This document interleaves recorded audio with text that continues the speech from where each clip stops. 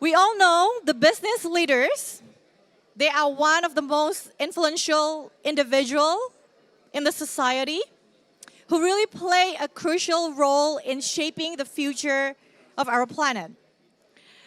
And we are so lucky today that we managed to invite not just one or two or three business leaders from big corporation, but we're able to invite 5 CEOs from top enterprise under one roof at the same time to have a fruitful discussion with all of us today. But don't worry, the discussion won't be about corporate responsibility, but more on collective responsibility of all the businesses to address climate change, considering the global impact of their decisions. As these CEOs come together, they will inspire change, drive innovation, and advocate for policies that support the transition of renewable energy, thus paving the way for a more sustainable, environmental, and prosperous future for a wider society. So, ladies and gentlemen, we will present to you CEO Climate Talks by inviting first our moderator. He is the Senior Advisor for Minister of Environment and Forestry, Republic of Indonesia. Are you ready, sir? Bapak Efransyah, please come to the stage. And you may lead whichever you prefer.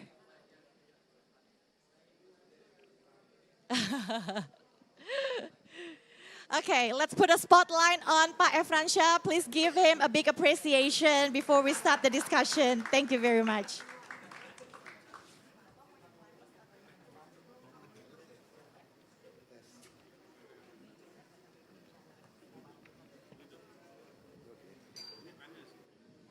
Why don't you invite all others? Oh, do you want to invite all? Okay. He doesn't want to take my job, so I will invite all the speakers to the stage. Being the first speakers, please welcome Mr. Darmawan Prasojo. He's the CEO of PT PLN Persero. Following next, Mr. Amri Siahaan, Director of Medco Energy. Subsequently, Mr. Rahmat Makassau, President Director of Aman. The next one, Ms. Febriani Edi, CEO of PT Vale Indonesia. I hope I pronounced it correct. It's good? Okay. Last but not least, Ms. Gita Tiffany, Director of PT Astra International Tbk.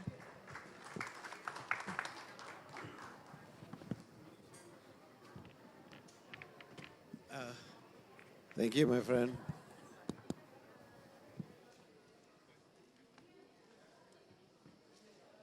Oh, I need another pair of glasses. You need another pair of glasses? You need a microscope. Test. Test. What a powerful panel. Since the MC has been introduced very well, the purpose of being here, and many of you know me since several COP, so I just like to make the organization a bit efficient. And I take the liberty to rearrange. As such, we have balance of lady and gentlemen. That is the first requirement. So, but to start with, let me just highlight, this is CEO Climate Talks. Why this is important? Because on the stage, there are influential business, representing business community, and I think they play and expected to continue to play a crucial role in shaping the future of our country in the context of our NDC, emission reduction of emission, CO2. So I think there is no secret that you will be asked to disclose your best practice. And that is the first one. Is there any work in progress that you can share with us? Yeah? And then please be advised that you are not limited to the corporate responsibility, but our collective responsibility.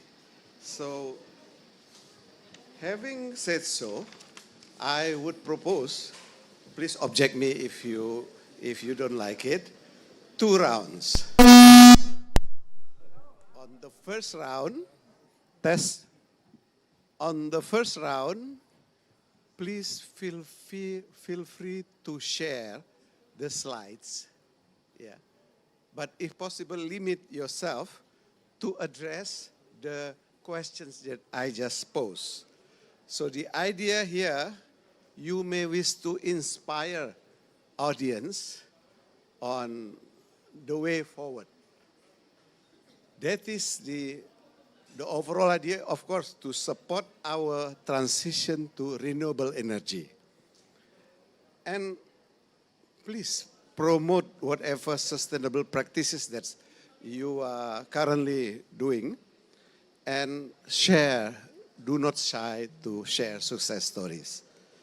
And well, if you want to share a failed story, that doesn't mind.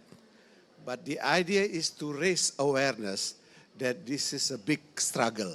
It's not as easy as we just said. So on the second round, you would like to share with us how you like to go forward in terms of, is there any other bigger in terms of scaling up your ideas? And if there are, let us know how and what will it take to your company, in particular in terms of finance, necessary for collaboration with stakeholders, or technology, science and technology.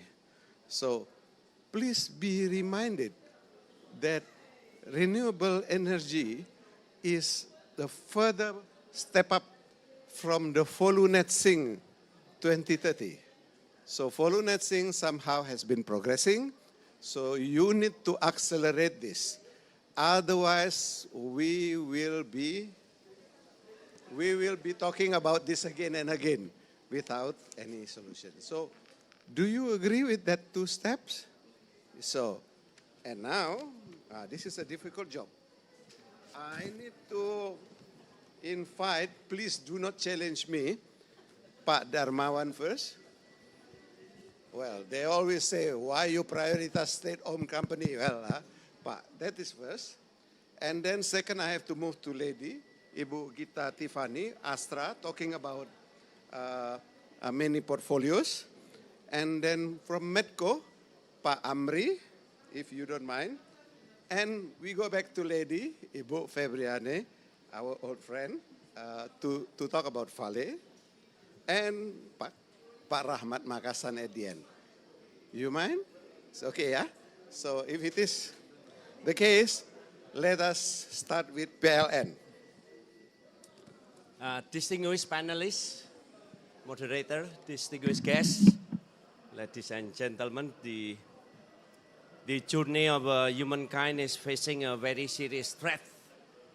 The earth is warming. And the future of the next generation might be compromised. So our future is defined by both either environmental catastrophic or green revolutions. Hence, we need to reduce greenhouse gas emissions. And I'm here to convey that the PLN, the National Electric Company, is fully committed exactly to do so. So the second part is how we're going to walk the talk. 3 years ago, we removed 13 gigawatt of coal in the planning phase. That's avoiding 1.8 billion metric tons of CO2 in the span of 25 years. 3 years ago, we redesigned our national electricity planning to be the greenest in the history of PLN. 51.6% of additional capacity is coming from renewable energy. 3 years ago, we launched the net zero emission by 2060. So where do we go from here today? So today, we are in the process of redesign our national electricity planning again. In the new design, we add additional capacity. 75% of additional capacity is coming from renewable energy. 25% is coming from gas. Of course, we face a very serious challenge. There is a mismatch between the locations of large-scale renewable energy with the epicentrum of demand. We need to design and develop the green enabling transmission line. Also, we face what we call the intermittency of the renewable energy, solar and wind. So that's why we also design and build what we call the smart grid, increasing the additional solar and wind, previously only 5 gigawatt, to become 28 gigawatt. So this is a very ambitious program in which we're going to be able to reach net zero emission by 2060. We also facilitate the nationwide decarbonization by providing what we call the renewable energy certificate and also green energy services to facilitate the flow of the green investment. We also did what we call the self-imposed carbon trading with a very successful result. We also map out 37 gigawatt of our coal-fired power plants is potentially to be retrofitted with carbon capture and storage. When this coal-fired power plants is already fully depreciated, the depreciation cost roughly 3.5 cents per kilowatt hour will be eliminated. The only remaining cost is only, the fuel cost is only 2.1 cents per kilowatt hour. So that's why with the cost of the carbon capture and storage is roughly 4 until 5 cents in the future, then we are very confident that the coal-fired power plants with the carbon capture and storage is going to be competitive, extending the energy security for the long future, and in the same time it's also taking care the environment. We also facilitate the decarbonization of the transportation by building the electric vehicle ecosystem, the digital home charging, the public charging stations, and also we built the green hydrogens ecosystem. Today, we are able to fuel 424 hydrogen fuel cell cars, in which we are in the process of building the pilot projects, in which we're testing not only from the technical feasibility, but also commercial feasibility, in which the plan is to scale things up this at the national level. And in the past, when we're talking about cheap energy, it was dirty. But humankind innovates. The price of renewable energy is diminishing year by year, month by month, week by week, even day by day.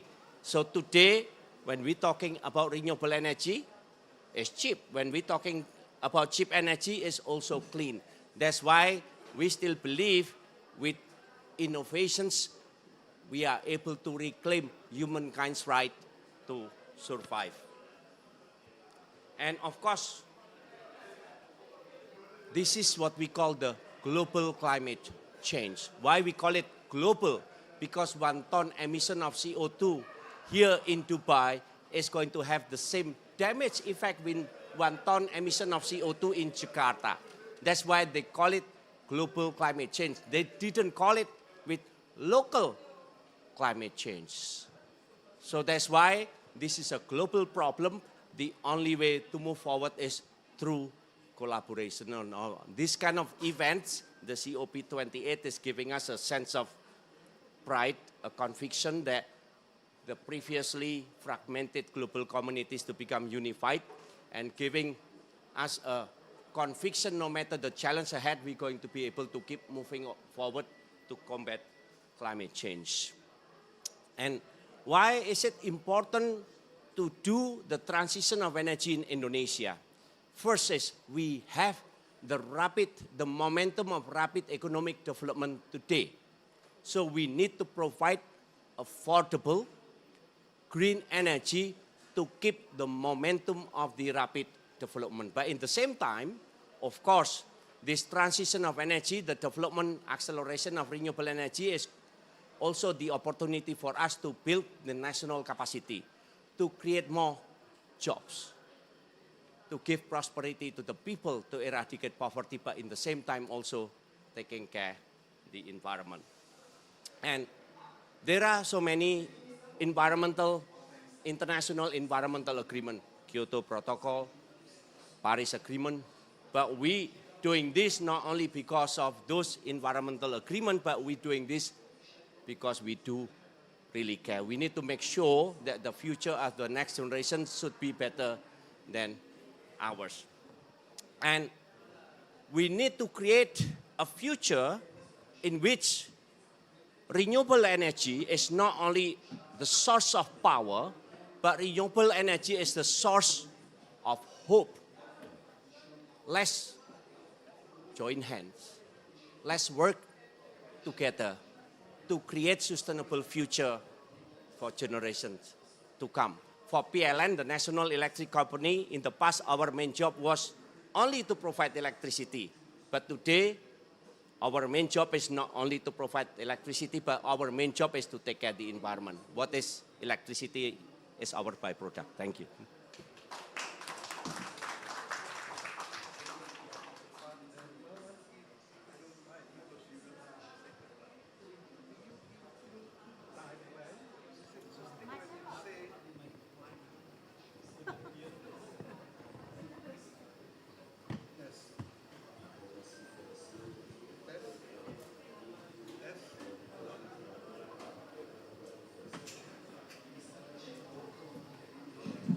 Thank you, Pak Darmawan.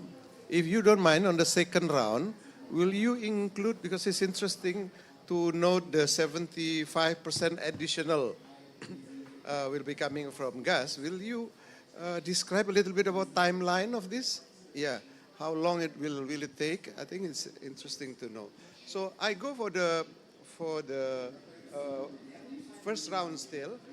Ibu Gita Tiffany, member of the board of Astra, to make your presentation, and then you will have the second round. So kindly be efficient.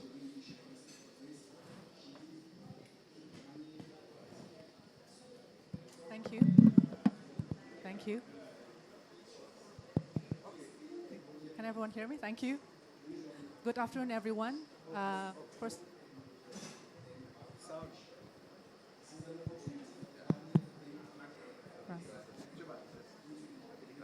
good afternoon, everyone. It's a pleasure for me to be here to share some of the initiatives that we have done to date on supporting Indonesia's transition to a sustainable future.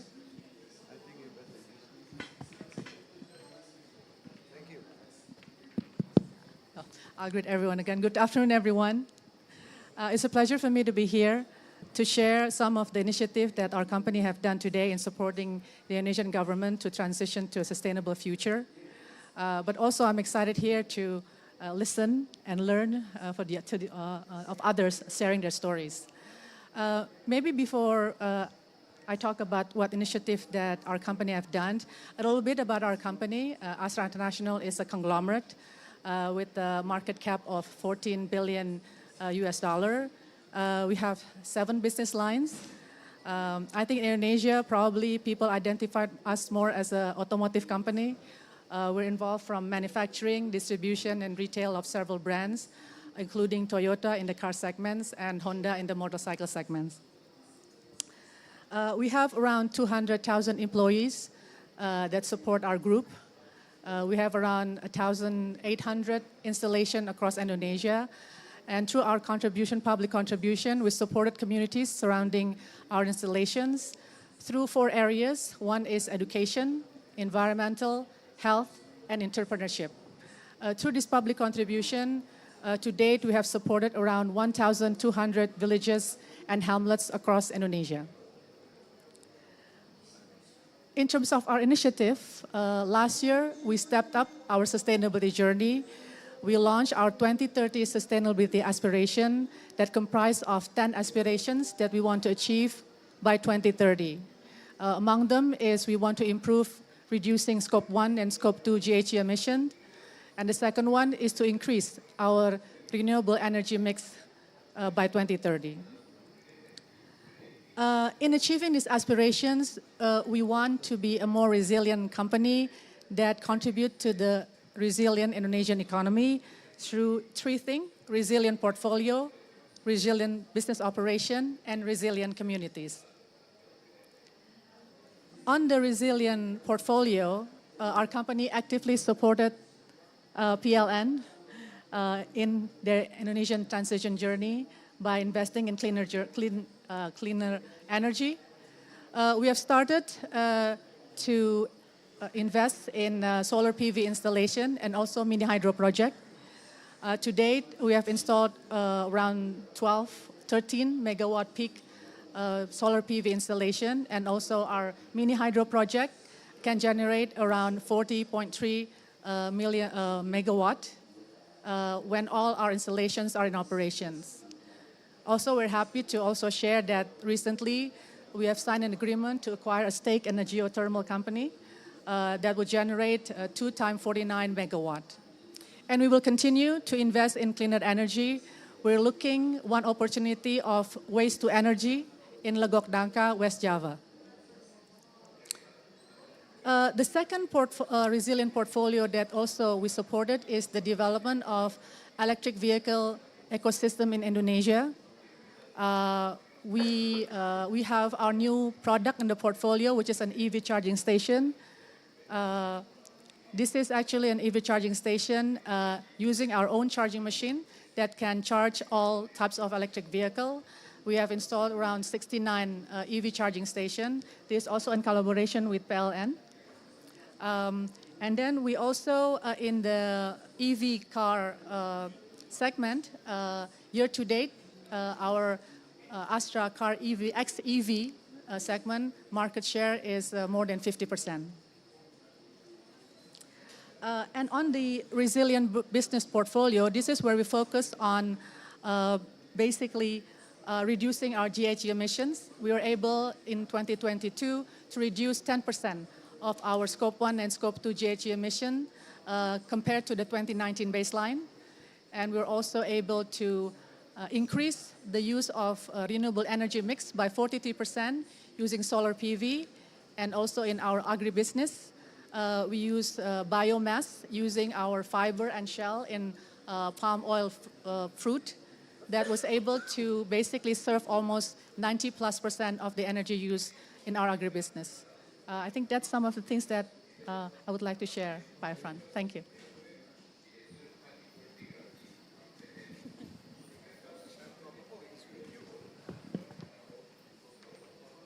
Yes, Ibu Tiffany, in the second round, I just requested one extra questions to Pak Darmawan and then to you.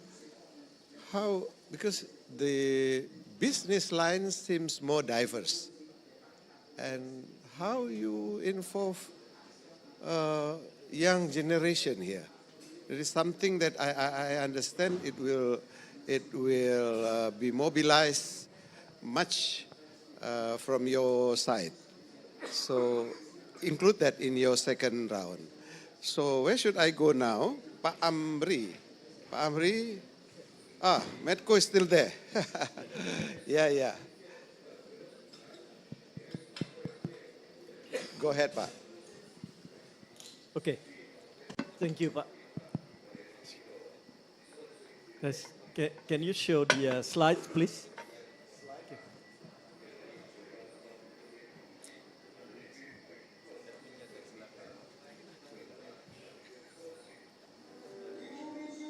Okay.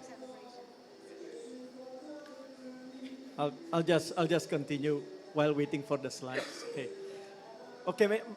Good afternoon, everyone. Distinguished moderator, panelists, and of course, ladies and gentlemen. My name is Amri Siaan from Medco Energy International in Indonesia.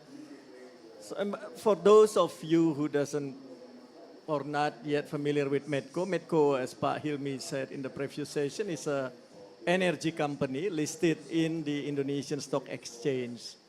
We presence in 9 countries, and our production, basically our business is divided into 3 business segments. The first one is upstream, oil and gas, where 80% of the production is gas. And then the power sector, and our IPP currently 23% coming from renewables energy. And then the third lever is the mining. So we invest in mining, basically copper mining. Later you will hear from Pak President Director of Aman. That is the mining where we investing. So we see ourselves perfectly placed actually to support the government NDCs by, delivering those business segments. We also have 3 pillars in our sustainability strategy. Number 1 is the emission reduction. Number 2 is transition to low carbon energy. And number 3 is the managing the physical risk, basically emerging physical risk. So these 3 pillars is aligned with the business as I mentioned earlier, right? I actually have some pictures. Unfortunately, maybe they're still trying to show it to you. So on the emission reductions, we focus on our upstream business. So in our upstream business, some of the efforts that has been done so far is using technology. Just like any other company, we use technology to make our operations more efficient, right? So that one, later if they can show it. So far in 22, we have reduced around 90,000 tons of CO2, combined CO2 methane emission, basically, in 2022. On the power sector, our focus is to increase our green energy, basically, renewable energies. So as I mentioned earlier, 23% coming from the green energy already. What we have done so far is number 1, replacing our own generator, gas generators, with power from the PLN grid, basically. So we also working on buying the green energy from PLN, buying the REC, Pak. So that's replacing our own generators, and we expect or hope that will also contribute to the NDC target. Our new developments, offshore for instance, some of the small platforms is no longer using generators. So we use solar panel and batteries. Solar panel and batteries to power up the platforms. Next, please. So this is just to show what have been done so far, Pak Moderator and ladies and gentlemen. And of course, the last one is the carbon removal. So we also work with our communities. Later on, I'll show you how we work on the forestation. Yeah. Next, please. So this is the power sector. You can see we have businesses in solar, geothermal, mini hydro. We're working on wind at the moment, evaluating whether we can develop this in Indonesia because the potential is there. And also some of the smaller PV or EV, if you will. But our target is on the right-hand side. At the moment, our composition is 23% coming from the renewable energy. And our target aspiration is by 2025, we will move to 26% IPP coming from green power, and by 2030 is 30%. Next, please. Now, this is relates to the sequestrations. So how we work with the community, local community surrounding our operations area. So we work with them to deliver the reforestation, if you will. So you can see there, there are some numbers. Basically, it's more than 700,000 trees have been planted so far. Next. We cannot do anything without the support of our organization. So capability development is one of our key delivery in delivering this green agenda. We work from the leadership down to the staff and also to our business partners, vendors, contractors. So we use our supply chain management to engage our vendors and suppliers to also work with us in delivering this agenda. Next, please. This is just to show that, of course, we can always monitor our development, but we believe external parties, ratings and view of our progress is more objectives. So this is just showing the rating from rating agency, how we improve year by year. Next. So this is my last slide. Basically, so what? So what? What next? So for us, number one is remain focused on our agenda. We believe our strategy works. If we see where we are today, we saw where we were in 2019 as our base year. It shows improvement. It is aligned with the target. It is supporting and aligned with the national target on the NDCs. So what we have to do is to continue delivering and focus on delivering all these programs or actions, if you will. Number two, similar with what Pak Darmo mentioned, collaboration. We cannot deliver it alone. So we need government support. We need partner support. We need our business partners support, suppliers, contractors support, and of course, communities. We cannot deliver it by ourselves. And last one is just to make sure, as Pak Hilmi mentioned, for us as a private company, it has to be profitable. So our strategy being, how can we deliver the climate agenda as part of our business strategy and make it profitable to us? I think that will then sustain the business and deliver all the sustainability agenda as well. Thank you, Pak. Pak Amri, indeed, the last part, we want to hear more, in particular on the financial pictures and implication overall to your entity, to your company. I think it's interesting to know that this is really a hard way to go. Yeah, because you are moving from business as usual to something that you need investment. So please be prepared for your second round. And Ibu Febriani AD, thank you for waiting. Is there any good news from Vale? Please do. I'll try to use this one. Yeah. Sorry, it's a very noisy background, so I try to get attention with this mic. I think it serves better purpose. Okay, distinguished ladies and gentlemen, audience and panelists, thank you for the time provided to us. I hope everyone is in good health. I'll start my presentations briefly, and then later happy to take any questions you may have. Yeah, I think the technical team is still struggling with the slide. Yeah, okay, that's fine. I guess in the interest of time, I'll start with a brief introductions about my company. I work for PT Vale Indonesia. It's a nickel mining company.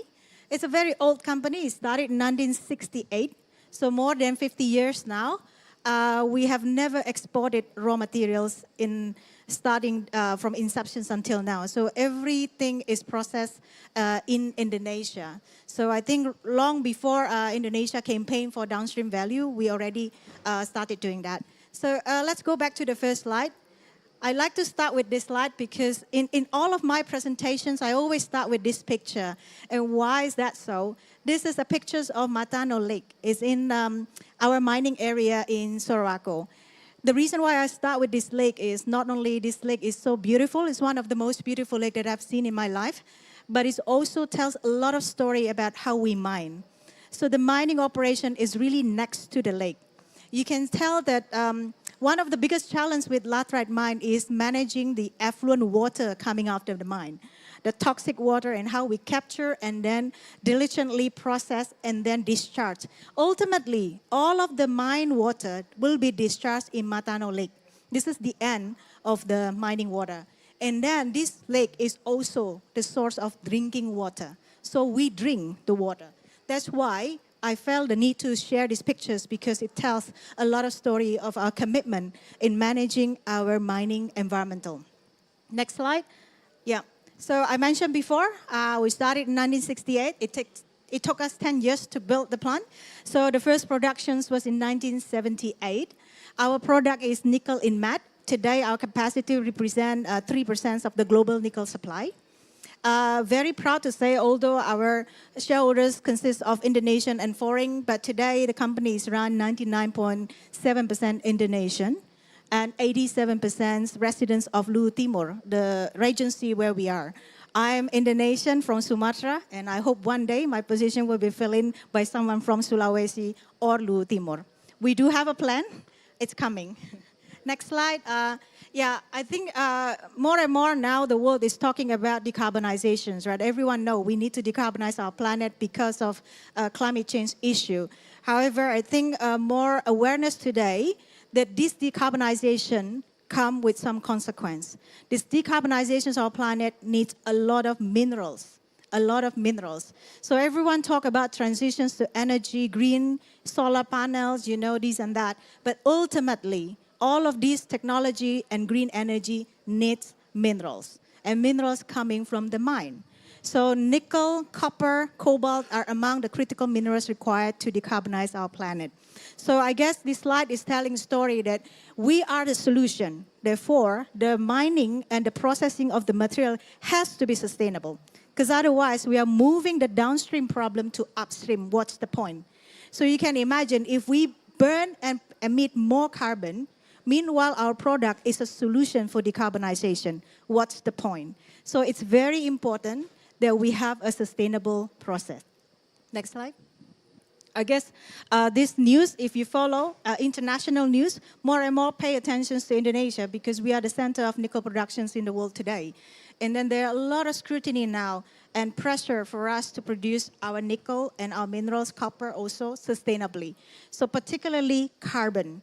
Because today, most of nickel smelter in Indonesia is fueled by high carbon energy solution. Next slide. So this slide, I will share with you what we have done in the past and what we are currently doing and what we will be doing. So the past, the present, and the future. The picture shows the past. We have built and operate 3 hydro dams, the total capacity of 365 megawatt. The first hydro dam was built in 1978. The second one is 1999, and the last one, 2011.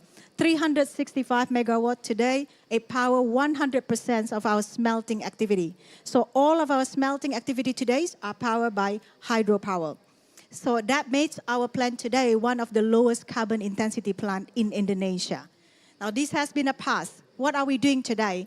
So COP26 in Glasgow was the first time when I announced publicly, globally, our carbon reduction roadmap. I hear you, everyone said, we're tired of people talking, we need action. Therefore, COP26, we announced globally our carbon reduction roadmap with very specific projects, what we will do. And in COP27 last year, I update the audience where we are in terms of executing our reduction roadmap. And this year, again, I will update you where we are. We started in 2019. Until today, we're focusing on the low-hanging fruit. Those that we think can easily be done and also doesn't require a lot of efforts and time. So today, I'm happy to say we have electrified a lot of our equipment, and then we use a little bit of excess hydropower to power our electric vehicle and also our electric equipment, therefore eliminating quite a significant carbon throughout the years. And now, I think the biggest challenge is actually what I'm going to bring to attention today is our dryer and kiln. So our smelting is 100% powered by hydropower. However, we still have our dryer and kiln who are using today fuel and coal. Together, the emission is still quite significant. So we have done a lot of study and we conclude the only viable options today, if we were to do transition, is natural gas. And I think the reason why I bring this up is, I know the title is Transitions to Renewable Energy. Why am I talking about gas? Yeah, I think Matco is very happy. I'm supporting Matco here. So look, when I present about this, everyone criticized me. You are talking about transitions to green energy, and yet you talk about fossil fuel as your solution. But ladies and gentlemen, we have two options in front of us. We do nothing and keep saying that we don't have a solution yet. Let's wait for the 10, 15 years to come and wait for hydrogen to come, wait for any other solution. We have looked at those options, and it's only viable in the next 10 to 15 years. So we made decision to go ahead transitions with natural gas, knowing that it's not a perfect solution, but it is good enough for us to reduce significantly our emission. So natural gas can help us reduce half of our emission. It is more expensive than coal, but it is the choice that we made. So you can see here, right? Indonesia also have a lot of natural resources, right? Natural gas. Maybe there is a future potential in collaborating with Matco.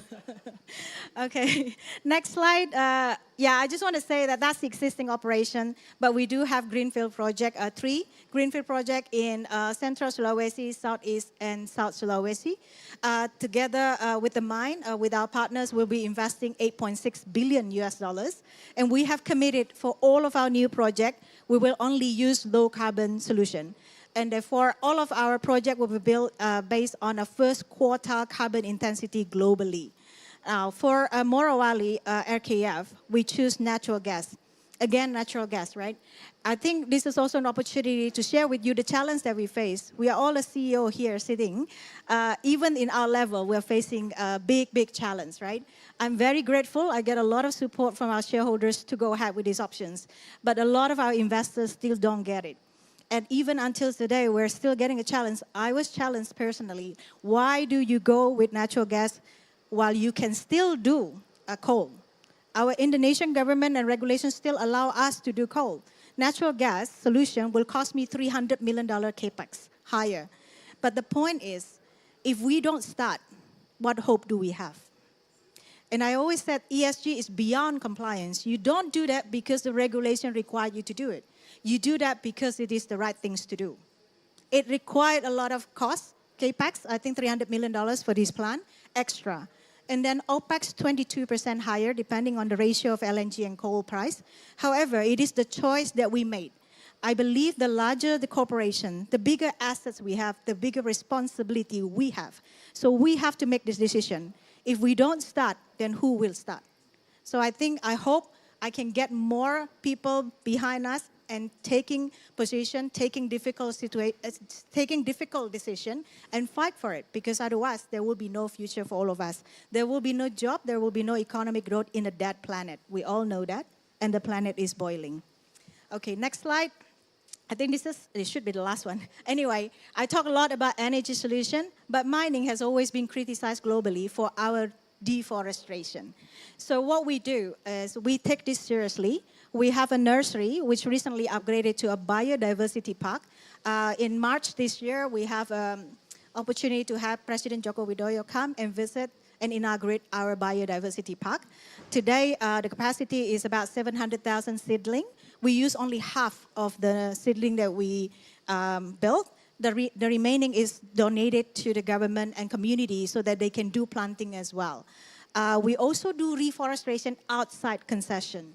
I think through this before, many years ago, like how can mining company talk about net positive? Because we talk about net negative and net zero, but when can we start talking about net positive? I think when we start lifting the boundary and start seeing our impact beyond our concession, then net positive become possible. So today, outside our concession, we have planted 16 million trees.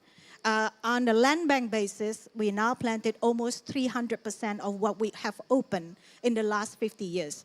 It can be done. And is it costly? Yes, but we're still making money. We're still making money. So I don't want people to give up because they think this is expensive. It is costing us more, but we're still making money. And believe it or not, our cost today is still within the first quartile of global cost curve. So it is possible. I think with the strong conviction, we can do this right. Yeah. Yeah, I think this just concludes that there's still a lot of other initiatives, but I will not bombard you with those. I think just the key message for myself. Thank you.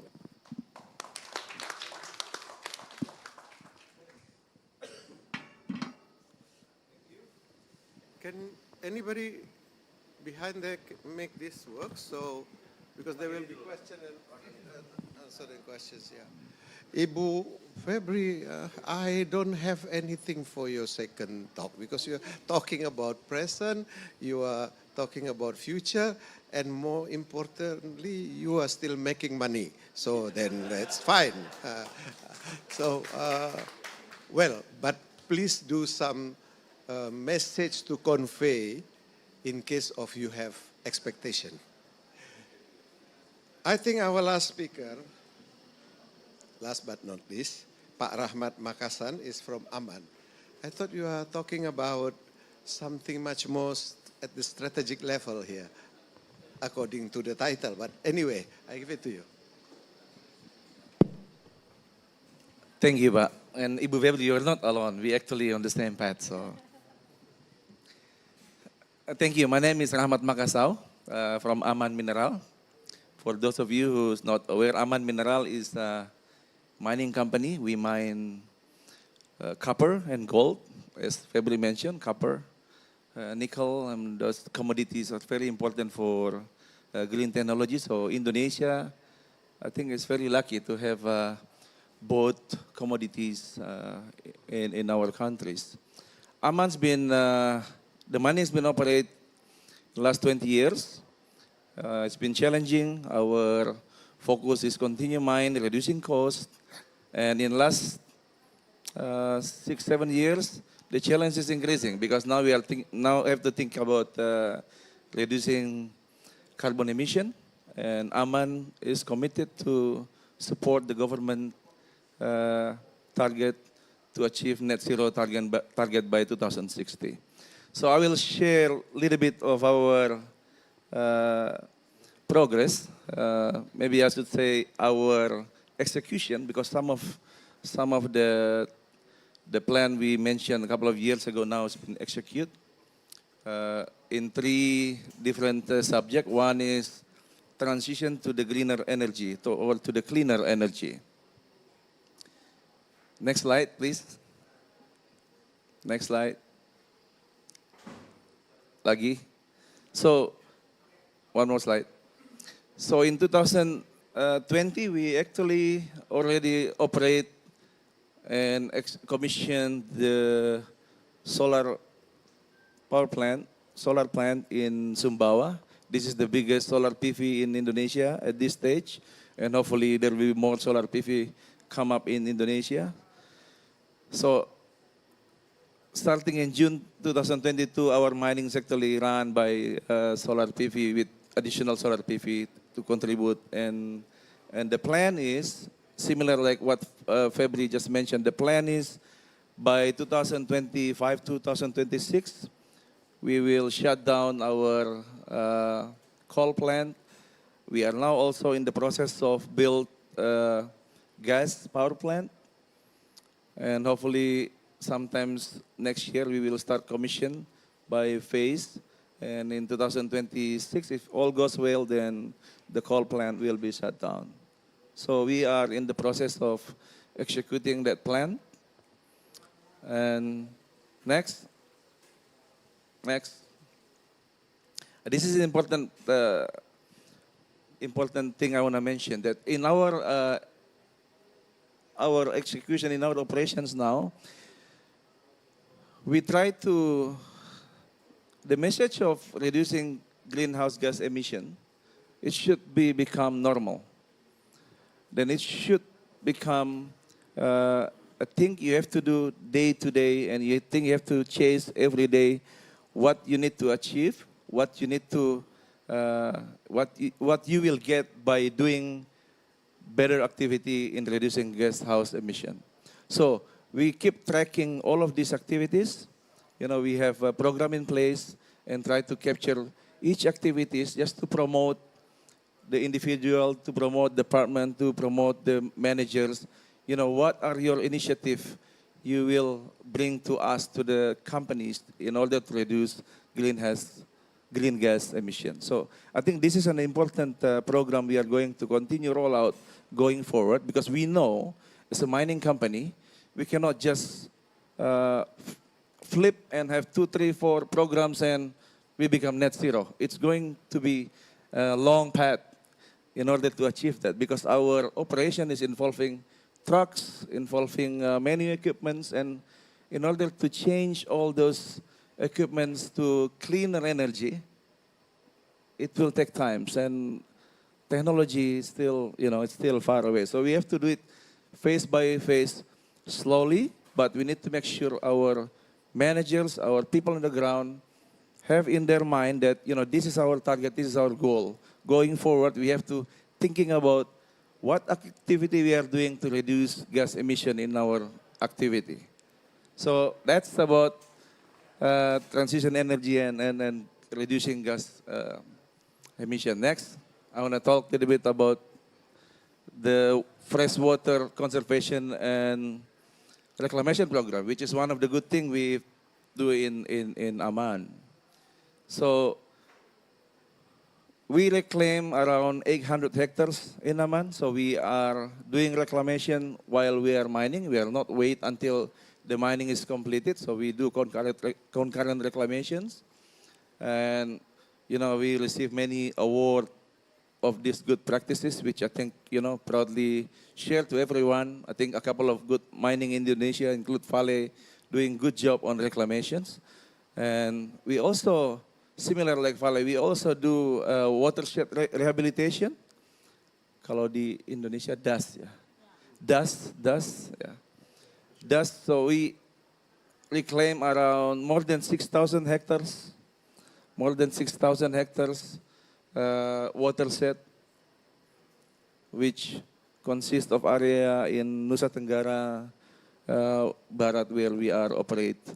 And we planting around, I think, 4 million, next slide, I forget the number. Yeah, around 2.4 million tons, 2.4 million trees in the reclamation and watershed area. So this picture show you how we do our reclamation. So we do reclamations, you know, year by year, concurrently while we are mining. It's going to be a challenge for mining. I think as Febly mentioned, you know, we will put our plan going forward. We will execute our plan going forward in order to get the zero net emission. But mining is a different business.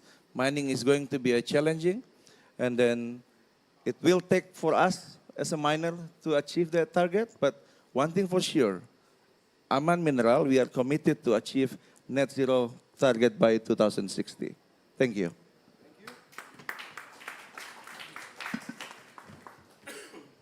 Thank you very much. As promised, we go to the second round, but if you can make it a bit efficient, then we have time to interact with our audience here. So I hope you agree with this. So Pak Darmawan first. And we are entering a critical phase of the transition of energy. Why I call it critical? Because it offers great challenges, but also magnificent opportunities. What kind of challenges? Let's say 4 years ago, our base load mostly coming from coal, 6 cents per kilowatt hour. And when we're talking about solar and wind at that time, it was 11 cents, 12 cents, even 13 cents. So when we're talking about variable renewable energy, intermittent, solar and wind at that time is going to increase the cost of electricity. But how about today? How about the future?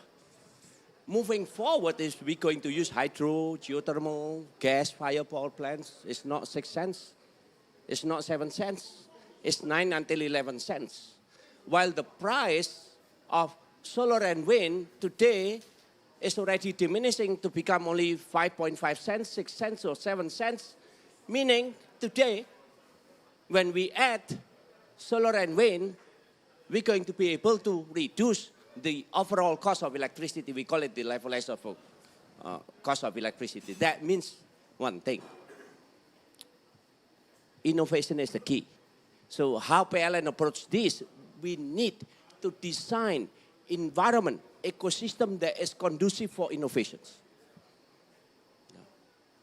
How are we going to do it? We need also the price tag of this accelerated renewable energy development is not that expensive. It's only 152 billion US dollars. And my CFO is here. Ibu Cynthia is the CFO is here.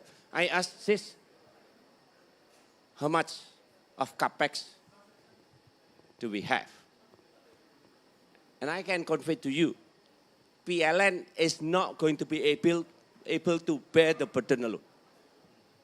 The only way to move forward is through collaborations. So we need to build strategic alliances. PLN wants to do this alone. We don't have even financial space exactly to invest 152 billion US dollars, while our asset today is only 110 billion US dollars. Our gross revenue is 540 trillion rupiahs a year, which not going to be able to cover the cost. So those are challenges, but I can see, I can feel the spirit in which everybody in this room understand that the future of humankind might be compromised. We're not going to be able to do this alone. We have to be unified.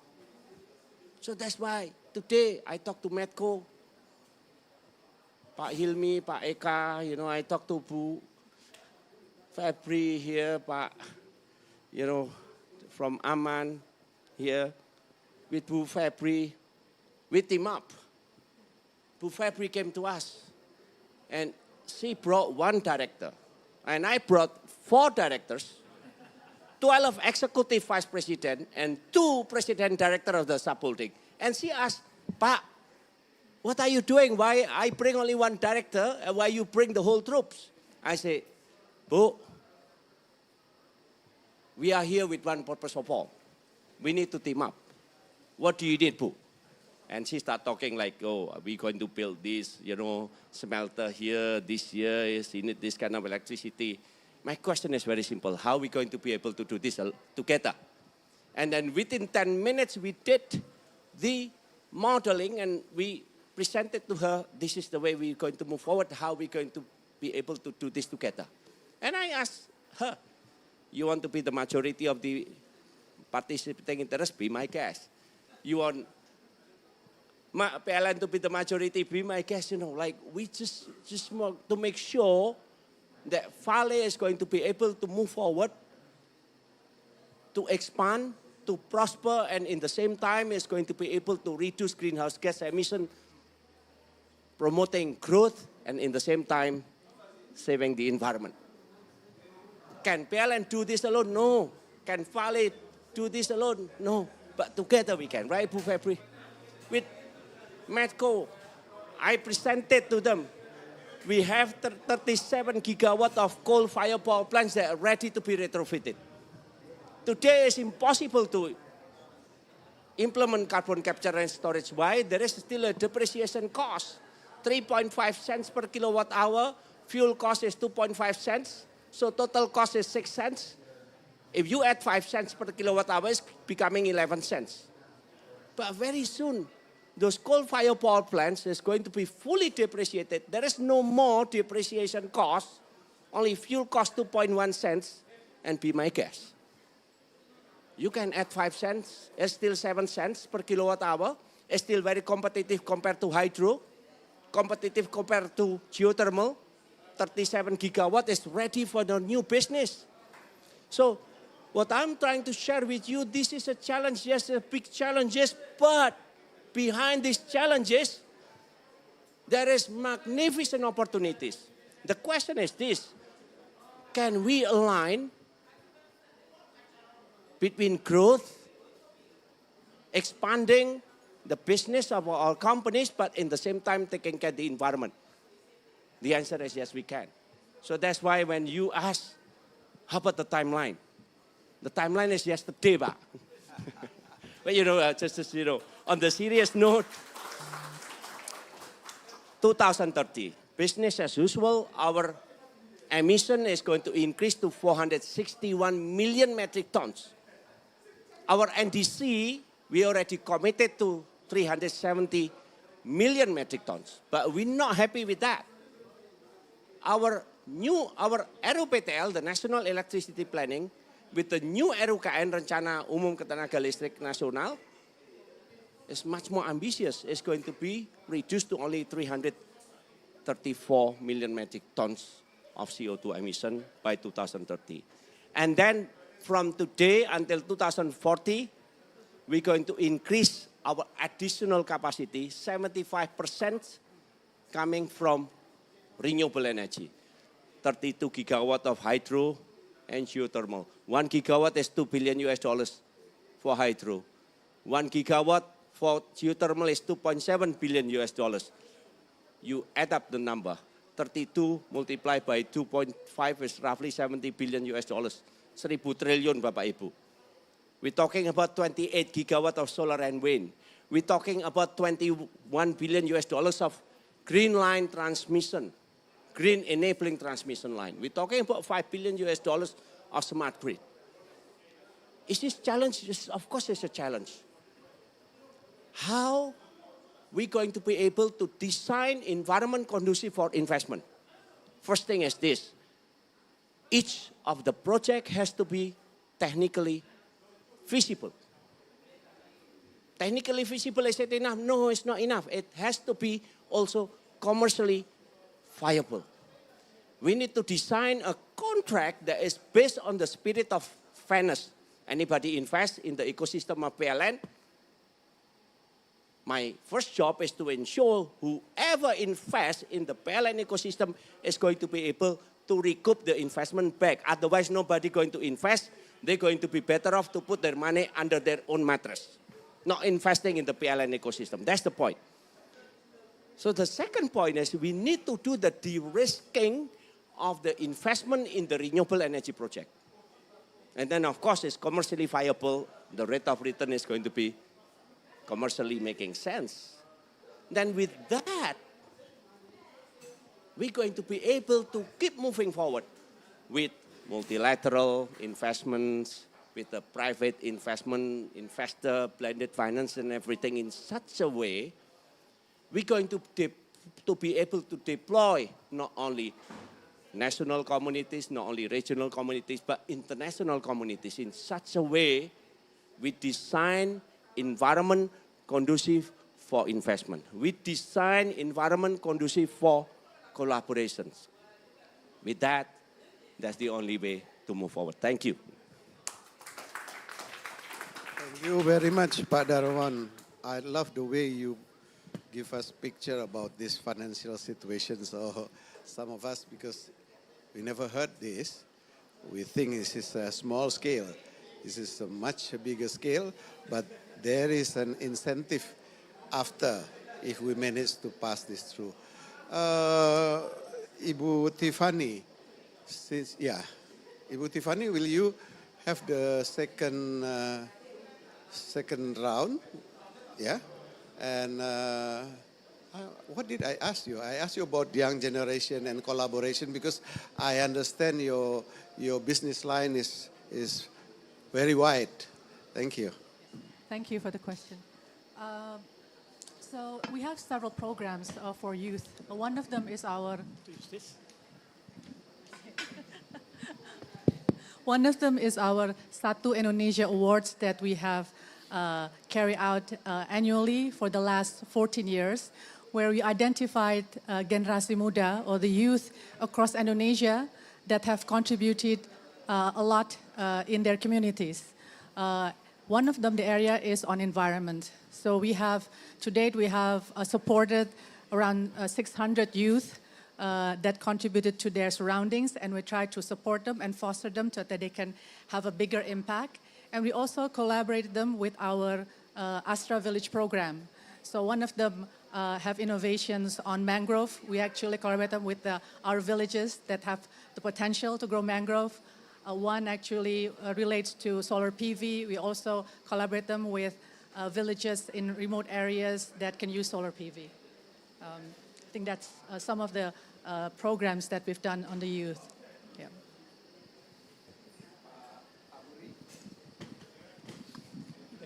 Thank you, Pak. So I think you're talking about the challenges. Yeah, the challenges. So it is much easier, of course, to share success story in 10, 15 minutes time. But how we get there is or was very challenging, of course. But I'd like to echo what Pak Darmo just said. So within those challenges, there are also opportunities. One of the examples that we have achieved as an organization is how can we develop our offshore operations with less steel. So number of steels that the amount of steels that being used to construct the platform. Because as mentioned earlier, I think in the previous session, Ibu Nike, and also there is Pak Hudi here from SKK Migas. We still need to deliver energy. We still need to deliver the energy as, maintain energy security. Has to be affordable. And now the other leg is, of course, sustainability. So with those challenges, creates opportunities to stretch ourselves in terms of the technology, capability, how we develop, how we design, how we can produce, but in a sustainable way. So I think, yes, it's not easy. Just to bring the organization, we have like around 5,000 direct employment in the organization, plus maybe 3 times of contractors. How we align those organizations to deliver this agenda is a big challenge by itself.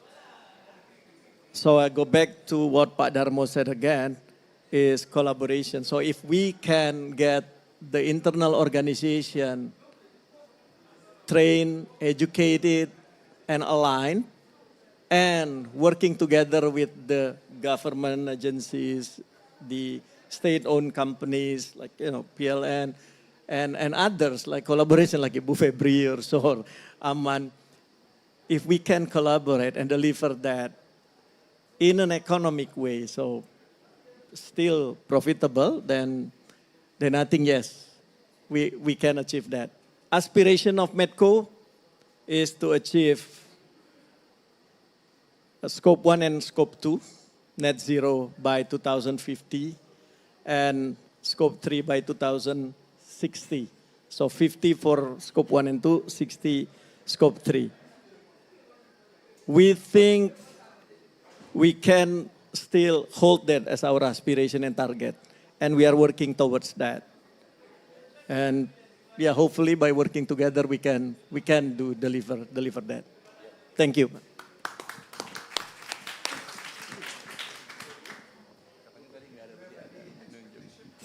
Oh, expectation saya. Okay. Wish list. Maybe I think I use this opportunity to deliver a few points. And I don't know, we have few crowd here, and maybe some of you will follow and then make a change. So I think it's important that all of us, regardless who we are, what role do we play, take actions, right? So first, Indonesian nickel will continue to be important to decarbonize the planet, and the growth in energy in nickel sectors will be expected to continue, I believe. But I think it's important to advocate that this new processing facility needs to be supported by low carbon energy solution. Otherwise, we are creating problem for our own country. Our nickel decarbonized other country, but we left with problem in our own country. I think it's important to advocate that. And second, echo again about natural gas. I think Indonesia has a lot of potential for natural gas, right? So why don't we promote more, and hopefully government here, us here, to promote more expansions and delivery of natural gas solutions for domestic purpose. And natural gas is half emissions of the coal. Therefore, I think that alone will help, yeah. And then I think, the last point is climate change may be something very daunting. Every time you read story about natural climate change, is always worrying and always scary. But unprecedented challenge come with unprecedented level of opportunity. There have never been such a big opportunity for mineral company like us to grow. But I think it's important to grow sustainably. So I think everyone here, I hope for your support for us to be able to do this. And the bigger your organization is, the bigger you are, and the more assets you have, the bigger responsibility we have for our planet. So let's take our part and contribute for a better Indonesia and better planet for the world. Thank you.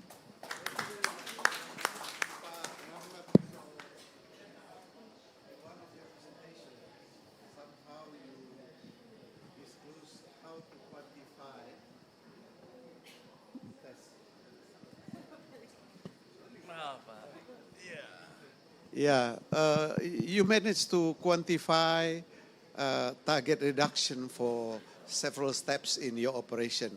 I think it's important, this quantification, because at the end, NDC should respond to that. We should meet on the target as specified under the NDC. So quantification, I think, is important, the quantitative aspect of emission target reduction. Do you want to say more? Thank you. Yeah, quantitative aspect is very important because you have to do what, you have to measure what you are doing. You have to measure your success.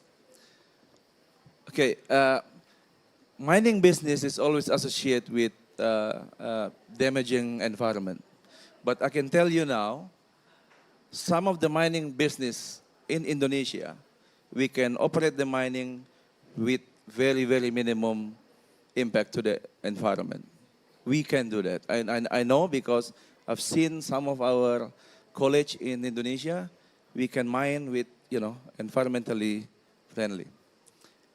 Copper is very important for green technology. To achieve what we are talking here, copper, nickel, cobalt, it's very important for the green technology. So mining will have to continue. We need to support the mining to make sure the commodity is there and ready, available to be used for green technology, of course, in the right way, how the mine operate. For Aman now, we know in our activity, it's about 1.8 million tons carbon resulted of our activity. So that is our number we have to chase and reduce. We have plan in place. We execute our plan. Starting a couple of years ago, we start to execute our plan, and we know what we are going to do in the next future. We know that we have to bring and absorb new technology. It is very difficult, but I know we have to be brave and implement those technology because it has to be little by little. But it is very important to start doing it and not just talking about it. Thank you.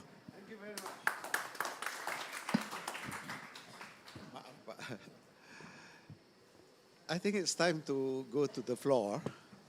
You please feel free to ask questions to any of them. And I don't hear much about social dimensions. Maybe, please, I just want to provoke the audience if you want to ask anything on social dimension, because this is many of them are mining, yeah? So I think it's important to discuss this. Can I have 2 questions? Actually, we just have 5 to 10 minutes left. 2 questions. I think you are very satisfied with the speaker. So, yes, please. Pak, kindly identify yourself. Yeah, thank you. I have a question to Ibu Febri. Yeah, I have interest on her statement about the gas power plant investment to create the decarbonization in Vale operation. My question is, how about the lenders or other financier opinion with your planning? Because this is still not acceptable for some area of the platform like in Union Europa or others in United States and UNDP countries. Thank you. We are very poor, only one mic. Only one that is serving the purpose. Yeah, thank you for the questions, Pak. We don't have problem in getting the financing. We're actually already shortlisted couple of banks in discussions with them. They are finalizing the due diligence. Maybe in Q1 next year there will be announcement. So I think the point is why are they comfortable, right? Because at the end of the day, the project itself, the carbon intensity, no matter what energy profile that we use, we have our own policy that the carbon intensity must be at the first quartile of global chart. So the LNG plant that we will be built is to support our RKF. RKF technology is known very carbon intensive. However, the technology partner that we choose here recycle a lot of those energy. So at the end of the day, we actually shows that the carbon intensity is at 38 ton per ton of productions. This is really at the first quartile. So I think that shows to the bank that this is actually still a viable project for them. But I do want to add on the social aspect. The bank cares about social, not just the energy. I think this cannot be forgotten. Social is a big thing, but I can talk about this 2 days. But I think the core value of social lies with human right. So a few examples that we do, social. First, I think foremost, I think mining company will agree with me, safety. Safety is never something we should compromise when it comes to life, right? Our company foremost value is life matters most. So I think if you cannot even respect the life of your employee, forget about talking about big ambition. So that's very first key thing. The second, of course, is not just talking about our employee, but also community. I think often misunderstood by people, community development program is seen as a charity program. Cannot be that way. I think social program ultimately is to develop independent community post-mining closure, because the mining resources will be done one day. It's non-renewable. So what we want to make sure is the welfare of the community will be kept with our presence or without our presence. So a lot of the project that we do today is independent of the industry itself. And the last one is education. We have kindergartens, junior high school up to academy. Today, I would be very proud to say in Sorako, our schools generate 2,600 students every year. And that is the next generation. So I think these are things that we could do, definitely. And again, Pa, I'm still making money. Don't worry about it. Thank you.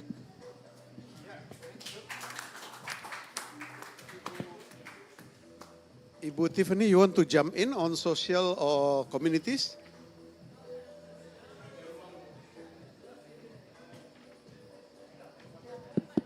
Yeah, I think on communities, one of the programs that we would like to share is actually the Indonesian government program on climate village program. This is actually a program to increase the awareness and capacity of communities to climate challenge, impact and mitigation, adaptation and mitigations. And we collaborated on this program with our Astra villages, and we supported around 83 villages that we carry out activities on domestic waste management through waste bank, planting trees, harvesting rainwater, and also introducing them to solar PV as one of the renewable energy. I think I would also take this opportunity just to also mention to everyone that we all here understand collaboration is definitely, we need collaboration for everyone. But what kind of collaboration? Collaboration where everybody has to get there, right? We can only get there if everybody gets there. Nobody should be left behind. Yeah.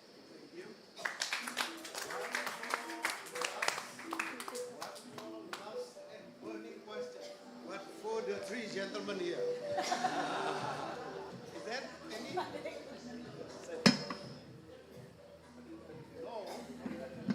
think I have to confess. I thank you for your collaboration. I appreciate very much. Actually, I just suffer from a hiccup, cegukan, continuous cegukan. So I think I managed to be with you on this stage. Thank you very much. So we'll see you again. Thank you. Thank you, Pak. Thank you.